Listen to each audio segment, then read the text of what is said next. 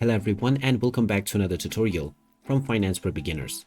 Today I'm going to show you how you can create your very own trust handle for your Trust Wallet account. So let's get started right away. First of all, open up the Trust Wallet app on your device, and after you use your biometrics or PIN code, you will be taken into the home page. From here, if you wish to create your trust handle, just tap on your wallet drop-down menu at the top section and then tap on the gear icon at the top right. From here, you can now see the trust handle option. Go ahead and tap on it and then tap on the register handle button.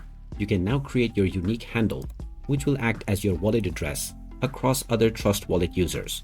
After entering your desired handle, tap on the continue button, and now you can tap on the confirm button to register your handle right away. You can now tap on the view trust handles option and you will see your newly registered handle right away.